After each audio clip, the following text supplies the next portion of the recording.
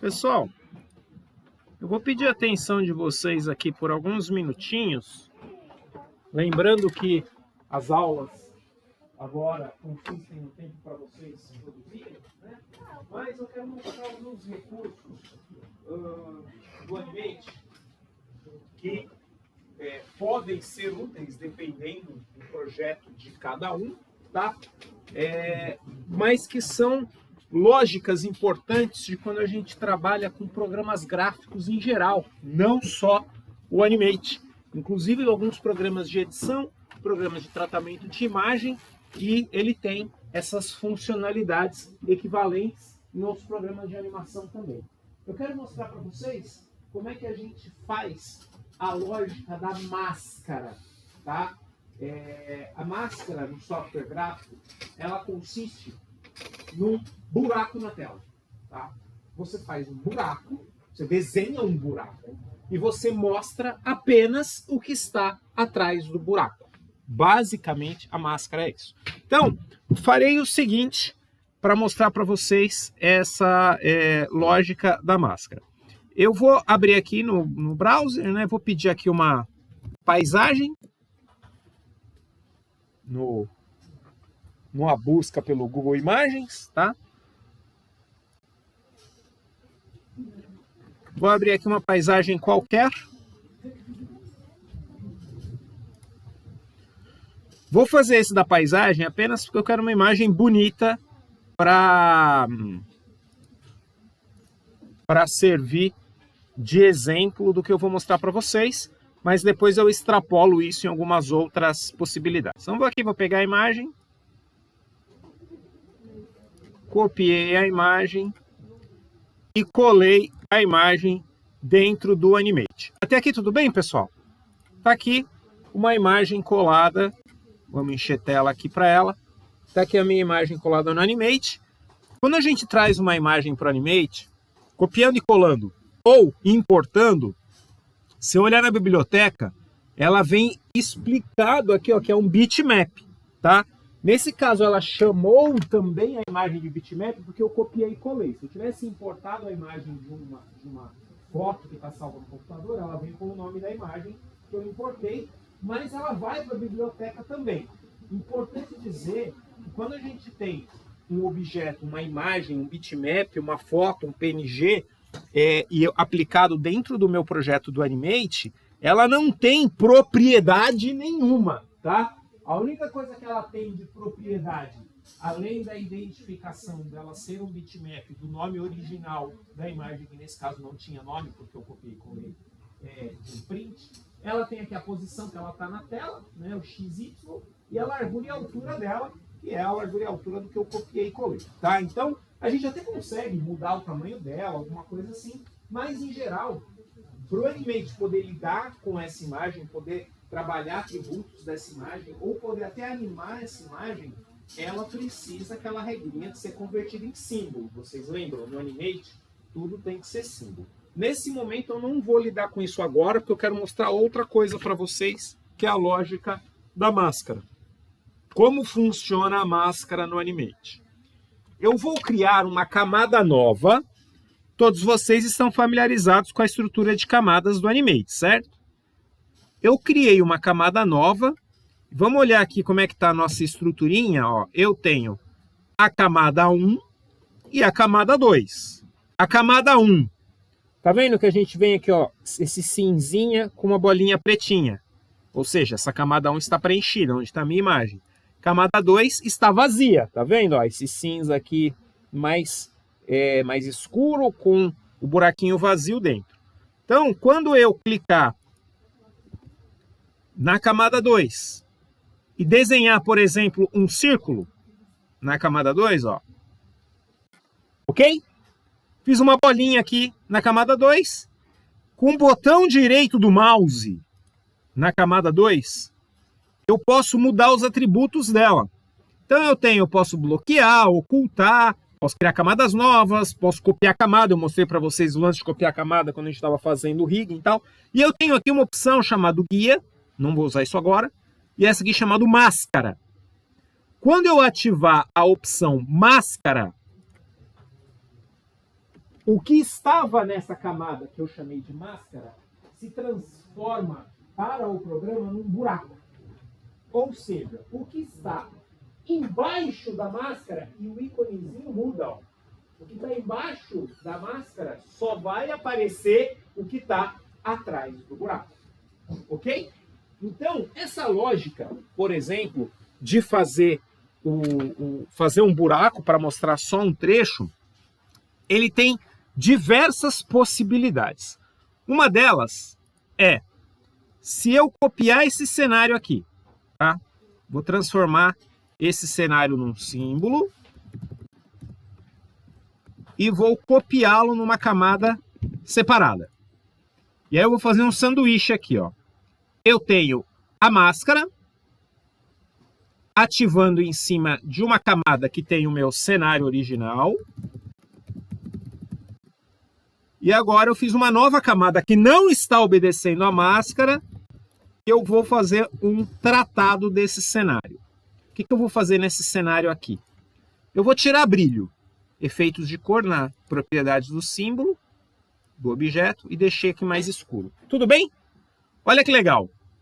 Eu tenho uma máscara. Quando a gente desativa o cadeadinho, eu não vejo a máscara ativa. Para eu ver a máscara ativar, eu preciso bloquear a camada da máscara e a camada do objeto que a máscara está escondendo ou revelando.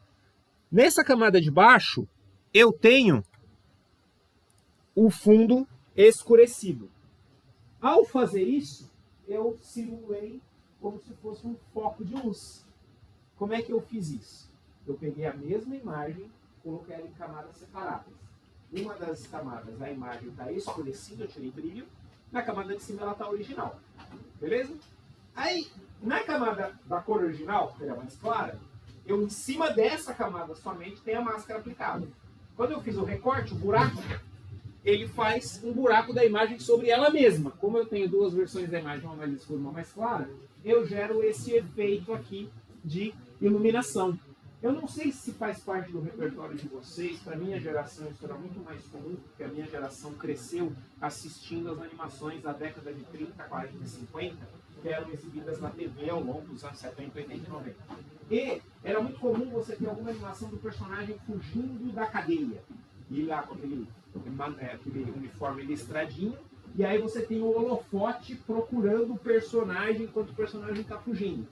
Com a lógica da máscara no Animate, seria muito fácil resolver isso. Eu animo meu personagem com a cor original dele, com a cor clara, faço uma duplicação da minha animação inteira, uma versão mais escura, uma versão mais clara, e com isso eu tenho essa composição de máscara servindo para brincar com essa lógica de mais claro e mais escuro.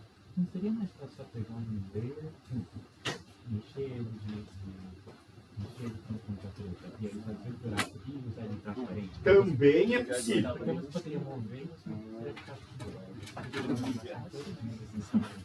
Também é possível você fazer uma sombra. Já que a gente tem a opção de trabalhar com alfa, é possível você fazer a sombra e fazer a sombra ficar se mexendo, ao invés de fazer a máscara ficar se mexendo. Também é possível. Porém, quando eu tenho esse caso aqui, por exemplo, se eu pegar a máscara, eu quero fazer esse holofote procurando um elemento em cena, tá? Eu pego essa peça da máscara, converto ela em símbolo e eu vou animar esse buraco pela tela. Tudo bem?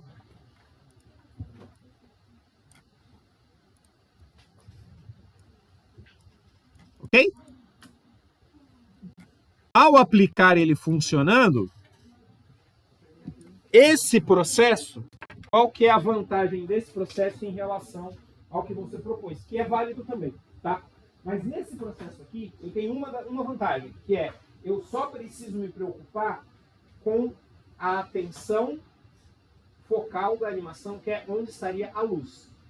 No outro processo, onde eu desenharia a sombra, eu tenho que fazer a sombra muito maior que a área da tela, para ela poder ficar espalhando. Os dois dariam um resultado final idêntico. Esse aqui, eu estaria só com atenção no que de fato é o buraco, e no outro teria que estar com atenção em toda a sombra. Mas dá para fazer. O processo de fazer passear na tela seria o mesmo, tá? Mas esse é um exemplo de funcionalidade de máscara que, inclusive, dá para ampliar. Por exemplo, eu mostrei para vocês na aula passada aquele comparativo entre cena planejada e cena finalizada. E eu mostrei para vocês aquela cena do meu personagem entrando num cemitério e o cemitério estando todo escuro. E aí eu fiz a seguinte lógica, tá? Deixa eu pegar a cena finalizada aqui. Aqui.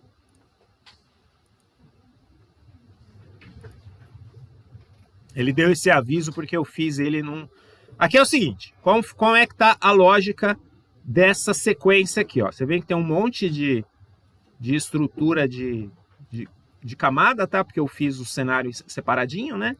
Então o que eu tenho aqui? O cenário original escuro, ok? Tá aqui a composição do cenário aqui. É uma coisa meio força do hábito, tá, gente? Eu sempre desenho as coisas em peças separadas, porque na minha cabeça, se eu tiver alguma oportunidade de reaproveitar, cada uma das lápides, os mausoléus, as árvores já estão separadinhas para eu usar de novo se eu precisar. E aí, eu fiz também o mesmo cenário com as cores mais vivas. Qual é a ideia aqui? Eu usei a máscara, eu vou deixar ele sem a máscara atrativa, ó, essa parte amarela aqui seria a máscara. Então tá vendo? Ó, quando ele tá passando aqui, eu só tô vendo o coloridão. Quando eu ativo a máscara visível, o que é o coloridão? É o cenário com a cor mais clara. E nesse caso específico tem animação no cenário. A lua está brilhando, tem algumas coisas que aparecem sob efeito de iluminação. Então eu acabo brincando um pouquinho com essa lógica, tá? E aí é uma composição um pouco mais elaborada, mas a máscara está ativada aqui, inclusive com o movimento. Mas daria para fazer da mesma forma, em vez de ser uma máscara liberando partes diferentes da cena, podia fazer apenas o brilho. Mas, nesse caso específico, eu não apliquei só variação de brilho, eu recolori o cenário. Então eu não tenho essa peça com... e eu lembro que eu mostrei isso para vocês quando a gente estava tendo aula de cenário lá atrás. Eu vou pegar aqui um exemplo, essa pecinha aqui, por exemplo, que é a minha casinha azulada. E aí deixa eu agora achar onde é que ela ficou na versão de trás dela. Ó, a versão levemente escurecida, tá? Então eu troquei as cores. Porque se você simplesmente aplica brilho, ela vai ficar com uma composição muito parecida, mas ela perde vigor na cor, né? Então eu não queria, por exemplo, um marrom escurecido. Eu troquei com um tom acinzentado. Eu quis fazer uma composição de cores um pouco mais elaborada. Beleza? De novo, não é questão de certo ou errado. É só uma possibilidade visual, narrativa, que eu achei mais interessante aqui. Tudo bem? Tá aqui, pessoal? Então tá aqui. A máscara, ela faz isso, tá? A máscara cria um buraco. Outras situações onde colocar um buraco na tela pode ser interessante. Normalmente, quando você quer encaixar alguma coisa muito grande dentro de alguma coisa muito pequena. Vou dar um exemplo. Imagina que eu quero fazer uma animação da Magali, da Turma da Mônica, tá? Comendo um cachorro quente gigante, tá? Então eu vou colocar aqui um cachorro quente gigante. Ok?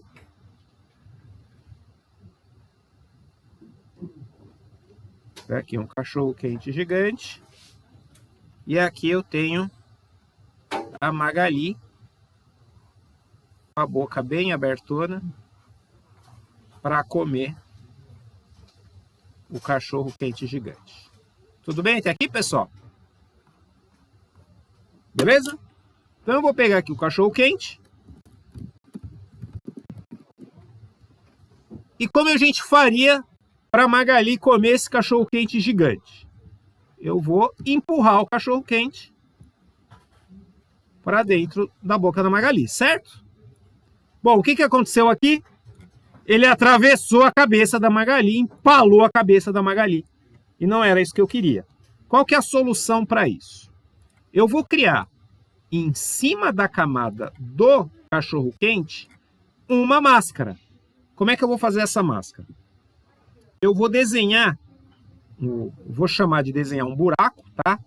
Que tenha que ser certinho o que fica visível do cachorro-quente antes dele entrar na boca da Magali. Tudo bem? E isso aqui vai ser uma máscara. Quando eu ativo a máscara, aí agora, o que está acontecendo com o meu cachorro-quente? Eu vou deixar a máscara só no contorno para vocês verem. Ó, ele está entrando na cabeça da Magali, certo? E está atravessando do outro lado. Ao habilitar a máscara... Sacaram?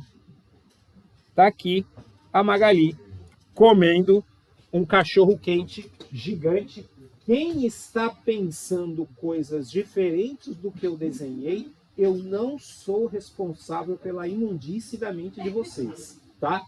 O desenho está muito claro desde o começo. É um cachorro-quente e a Magali comendo um cachorro-quente. Até porque é uma criança e eu não quero ter o mesmo problema que o Kleber também teve, tá? Mas a ideia aqui é, principalmente quando você tem um cenário e você tem um personagem que, por exemplo, entre por uma porta no cenário, você já tem a animação dele pronta, você só vai empurrar ele para dentro daquela porta, você pode recortar o cenário. Na maioria das vezes eu faço isso. Como eu faço o cenário no vetor, você faz o cenário, recorta, coloca uma parte na frente, uma parte atrás, faço um sanduíche, está resolvido. Mas, quando eu tenho alguma situação, por exemplo, um cenário está feito no bitmap, tá? Ele vai entrar numa casa já está pronto. Recortar isso no bitmap vai fazer ter 2 bitmaps, o dobro de bitmaps do seu projeto. Que em softwares que não são trabalhados para lidar com bitmap pode ter um preço nisso, tá? Então, acaba que fazendo a máscara, porque a máscara não vai ser bitmap, vai ser mais eficiente, tá? Existe uma situação, por exemplo, onde quando você vai fazer mesclagem de animação em cenário com um resultado fotográfico, tá? Eu peguei o cenário com foto, a mesma coisa que pegar o bitmap, tá? E na foto tem lá uma mesa e o personagem está atrás da mesa. Como é que eu vou fazer o personagem? Eu teria que animar o personagem, e antigamente era assim que a gente fazia, animar o personagem só a parte visível. Hoje eu consigo animar o personagem sem me preocupar e aplicar um recorte de máscara por cima. E aí, inclusive, para manter a integridade do personagem, fica mais eficiente. Pra vocês terem uma ideia, no Aladdin da Disney, lá de 95, enfim, no Aladdin da Disney, tem uma cena que o tigre, a Jasmine está cantando, e o tigre está atrás de uma parede de tijolos vazada.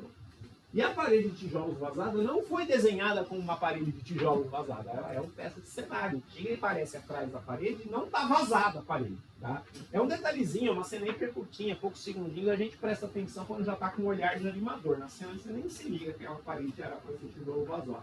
Mas é o tipo de coisa que com máscara seria relativamente fácil de resolver e no processo analógico não era tanto. E ficar colocando animação atrás de camada estática também não era muito fácil de resolver no processo analógico. Embora Aladdin já tenha tido algum processo digital em alguma parte das etapas, tá? Mas na montagem ainda não é.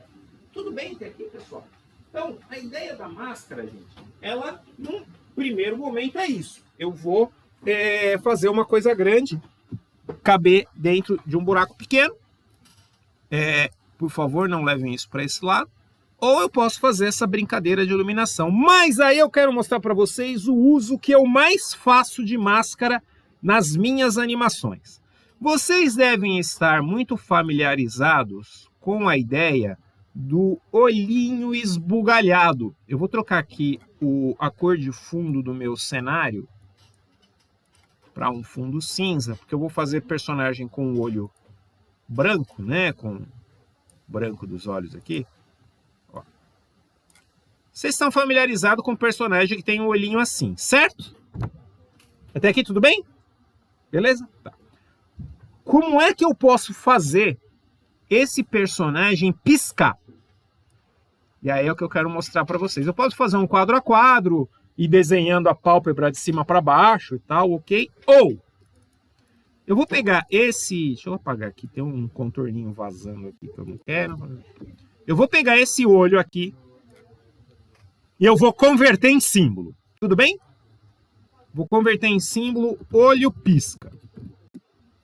Dentro do símbolo, eu vou separar em pedaços. O contorno do olho, eu vou converter em símbolo olho pisca contorno. E vou colocar ele numa camada só para ele. Aqui, ó, distribuir em camadas. Tá aqui, ó, olho pisca contorno, tá numa camada só para ele, esconde aqui. Aqui eu vou pegar o olho pisca, como é que chama mesmo a parte colorida do olho? Eu vou chamar de íris, mas eu nunca lembro qual que é o... Tá? A parte colorida do olho e vou distribuir em camada. Normalmente ele joga na camada lá embaixo. Deixa aqui e esconde. O branco do olho ficou com um buraco, né? Eu não quero um buraco. Pinta, preenche ele bonitinho. Aqui. E eu vou chamar de olho pisca branco do olho. Tudo bem até aqui, pessoal? Eu dividi o meu olho nas 3 partes visíveis dele, tá? Deixa eu distribuir em camada para ficar com o nome bonitinho. Então aqui, olha que legal. Ao fazer isso, se eu quiser, por exemplo, que o meu olho olhe para um lado e olhe para o outro, né? Eu posso fazer isso aqui. Viram a vantagem da separação em camadas e da separação em símbolo. Eu consigo fazer o olhinho balançar. Até aqui tudo bem? Vou entender esse silêncio de vocês como sim, tudo bem, entendemos. Agora, eu quero fazer o olho fechar. Como é que a gente fecha o olho na vida real? A gente tem uma pálpebra, né, essa pelinha aqui, e ela desce.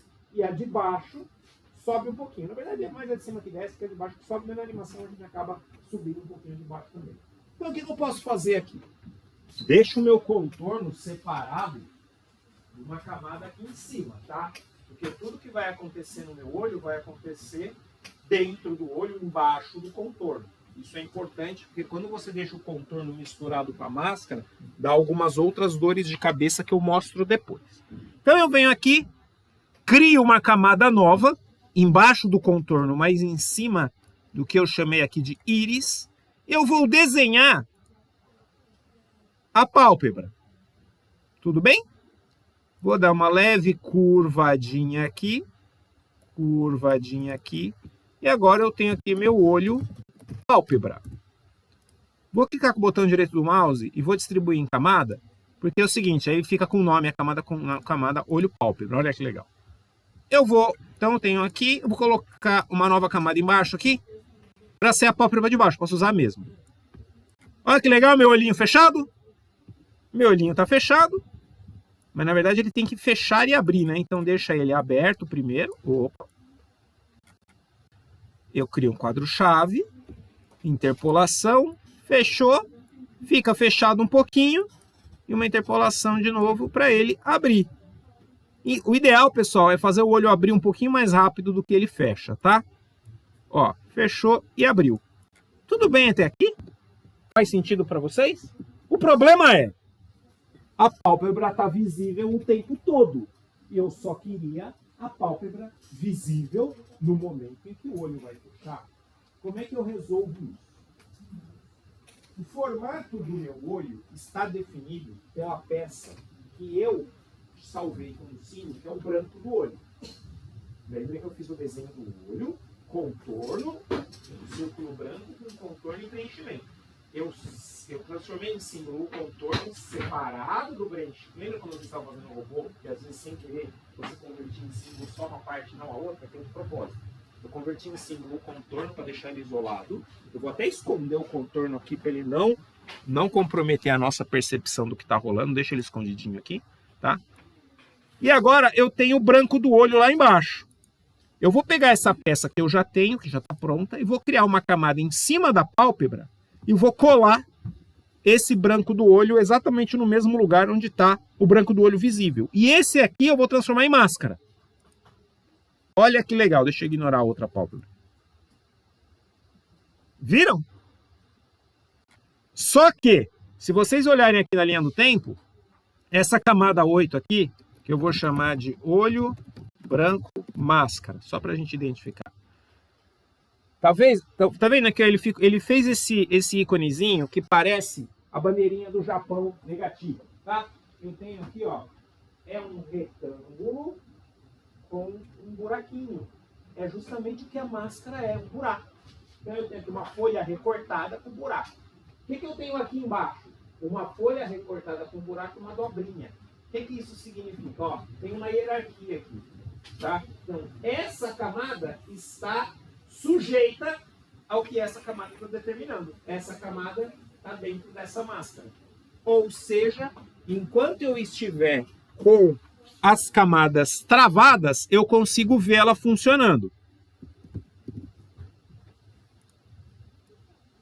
A camada da pálpebra de baixo não está obedecendo a máscara, tá vendo? Ó? O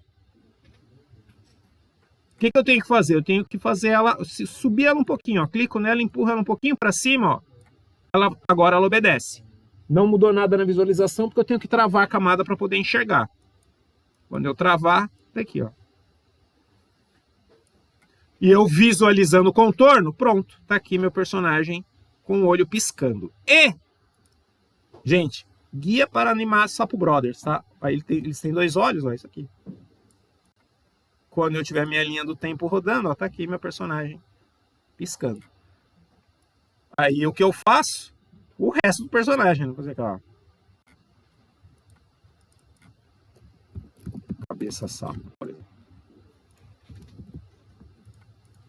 Distribuir em camadas.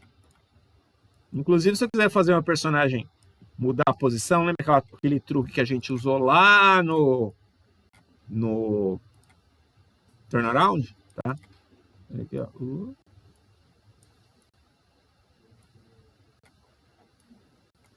Olha que legal. Sacaram? Tudo bem, pessoal?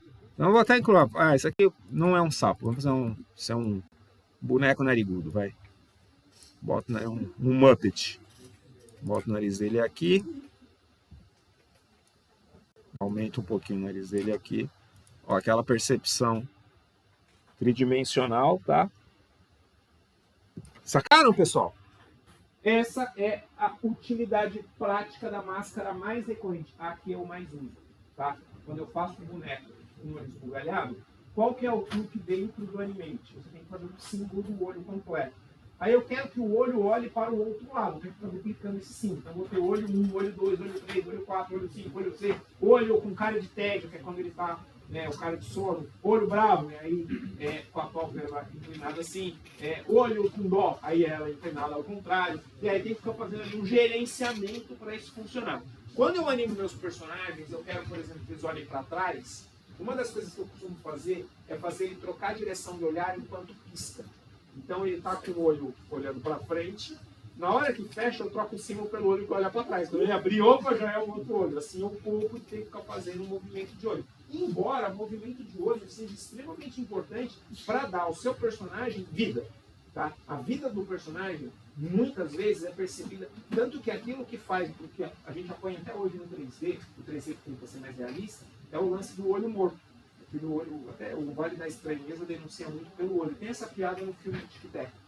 Tá? Que é pra onde você tá olhando, o personagem com o olho é um paradão e tal. O truque, por exemplo, das esculturas hiperrealistas das estátuas de cera é que as mais legais estão usando óculos escuros. Que aí você não percebe o olho morto da escultura. Tá?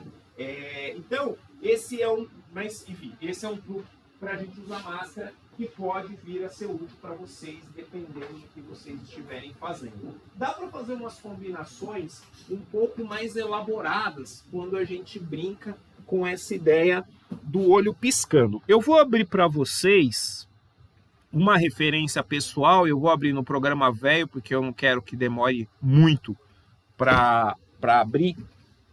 Que eu tenho aqui os meus personagens, ó. O olhinho piscando do meu personagem, eu tenho uma composição de camadas um pouquinho mais elaborada, porque eu faço, ó, aqui ele é aberto, tá? Ó, a pálpebra chegou e abriu. Vou ativar ela. Eu faço o olho todo dar uma achatada, que é porque aí o efeito da piscada fica um pouquinho mais orgânico, tá vendo, ó? E como eu faço esse olho Turma da Mônica, onde os dois olhos se encostam e aí o contorno deles, entre eles, não existem, eu tenho olho direito e olho esquerdo como peças que não são a mesma, tá? Não posso espelhar os dois e ainda faço essa brincadeira de um olho ser um pouquinho maior do que o outro, tá? O que gera um desafio extra de gerenciamento de peças, porque eu fico com o dobro de olhos para tomar conta na hora que eu estou animando, que eu estou separando. Mas esse é um exemplo, quando eu quero que o personagem, por exemplo, se eu quisesse que ele olhasse para trás, eu acharia no ponto onde ele fecha o olho, aqui, ó, o que eu faria? Eu criaria um quadro-chave aqui, e aí eu alterno o símbolo.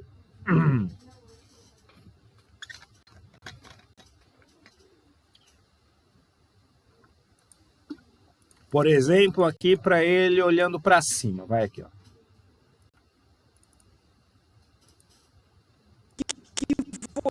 Quando abriu, mudou o lugar para onde ele estava olhando. Tá? Eu uso esse truque porque uma das orientações que eu faço na minha composição de personagens para animação é eu tenho várias vezes cada pose animada do personagem, variando qual é o tipo de boca mexendo e qual é o lugar para onde o olho está olhando. Então eu tenho ele falando feliz, falando triste, olhando para cima, olhando para o lado, olhando para trás, olhando para frente. E aí eu fico só alternando essas peças, eu faço lá uma ordem de como é que eu dou um nome para os símbolos. Lembra que eu falei como é importante ter um nome eficiente para você localizar? Eu trabalho com projetos que ficam com mais de 3.000 símbolos no projeto. Porque cada personagem que entra tem um personagem de 80 a 120 peças. As 20 peças dele, mais as poses diversas. Então tem uns 4 personagens em cena, só aí eu tenho 1.000 símbolos. Tá fácil. E aí, coloca isso mais as peças de cenário, mais peças reaproveitadas, eu vou chegar numa quantidade de símbolo muito grande para o projeto. E para gerenciar isso tem que ter nome eficiente. Então, você está fazendo um único personagem, não dá muita dor de cabeça, mas em algum momento você começa a mesclar essas peças. Não é uma dor de cabeça que a gente tem no Toon, por exemplo. Tá?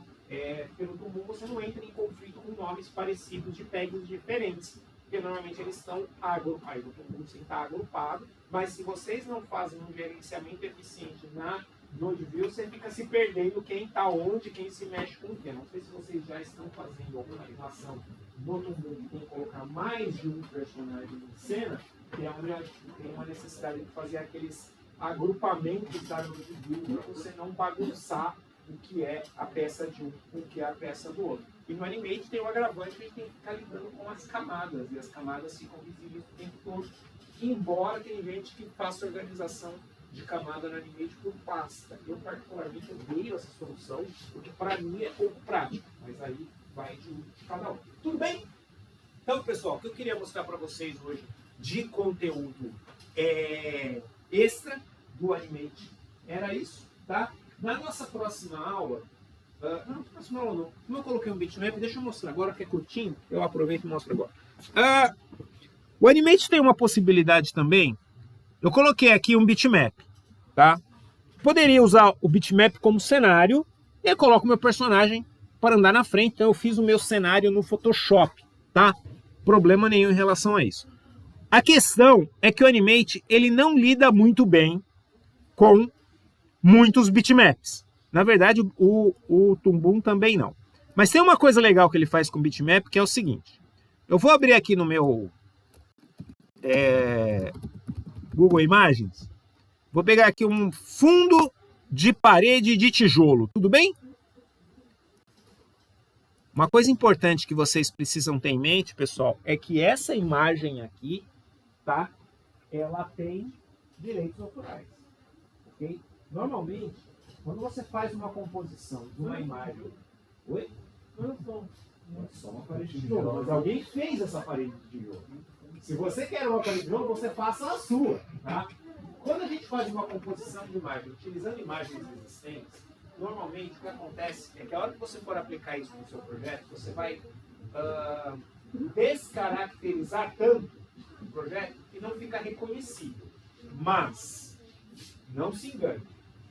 Existe um caso de canais que, por conta de uma única foto, tá?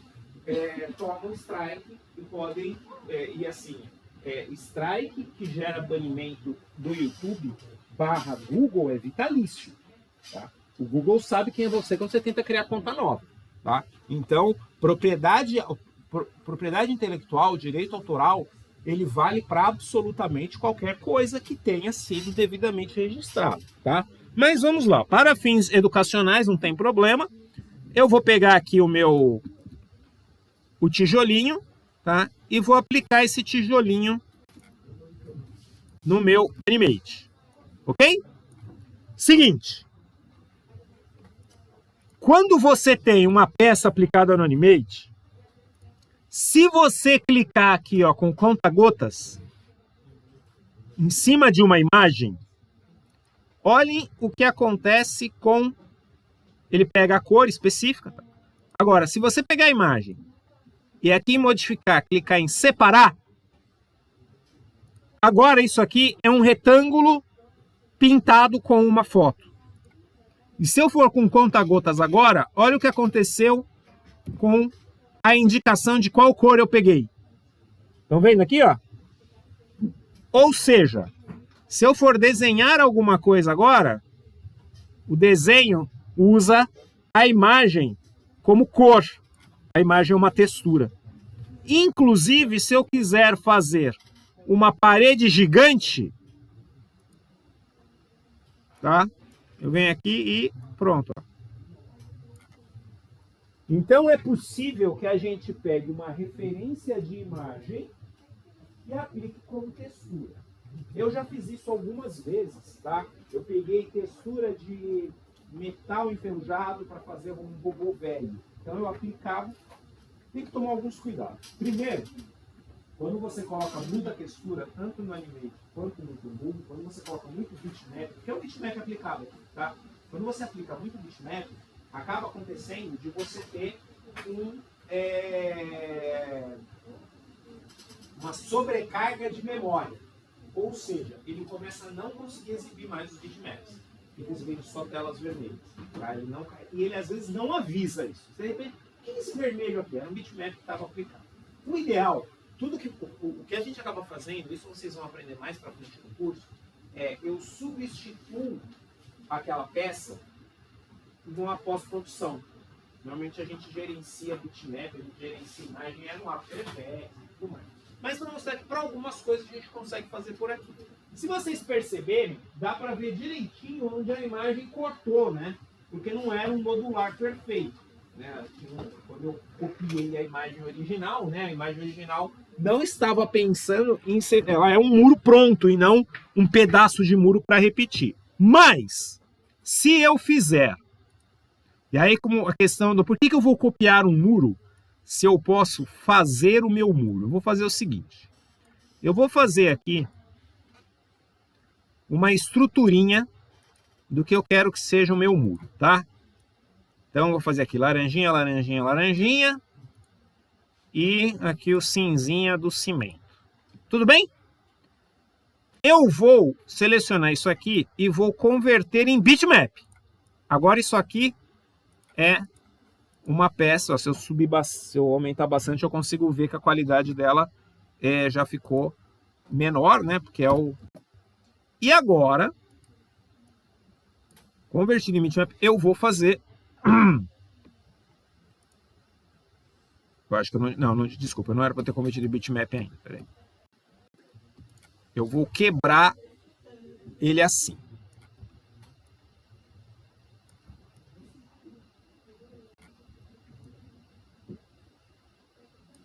Eu vou ter que converter a linha em preenchimento, porque eu não quero que ele fique com essa beiradinha sobrando aqui. Pronto. Agora sim. Esse aqui eu vou converter em bitmap, agora sim. E aí eu vou clicar em separar. Agora, ainda ficou meio erradinho aqui, mas ó, agora eu tenho uma paredinha de tijolos bitmap desenhada inteira dentro do próprio Animate. E essa linha de tijolos desenhada aqui, eu posso, se eu clicar na ferramenta de transformação de gradiente, eu posso editar a textura, tá? Eu posso brincar com ela da maneira que me for mais conveniente. Lembrando, a partir desse momento eu estou lidando com bitmap. o meu programa, o meu projeto vai começar a ficar mais engasgado. Já que eu falei do gradiente, quando você vai desenhar alguma coisa no Animate e você gostaria de aplicar o degradê, tá? O que a gente faz? A gente vem aqui, procura o baldinho de tinta, e no baldinho de tinta, aqui na abinha cor, se ela não estiver aparecendo aqui, você acha que ela é em janela cor, você tem aqui a opção de colocar um gradiente linear ou um gradiente radial. O gradiente radial, no caso, é o curvo, né?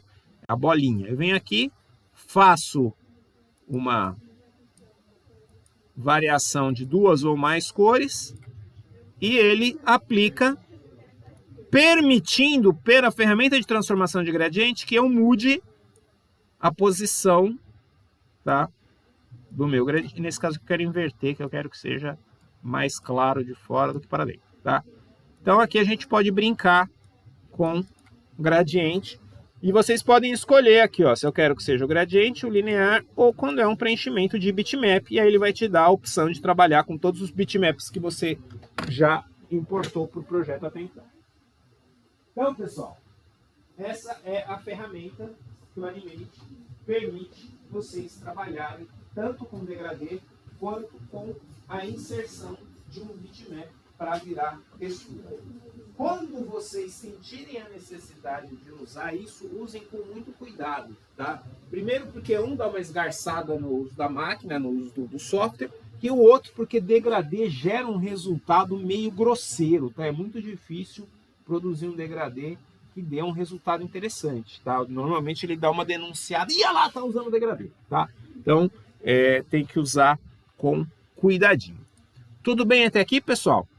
Beleza? Eu uso degradê, tá, gente? Em algumas coisas, às vezes eu faço céu com efeito de degradê, mas sempre usem com cuidado para ele não dar uma cara de projeto amador, tá? Que é o principal incômodo que o degradê gera no uso. Ok, pessoal? Então tá aqui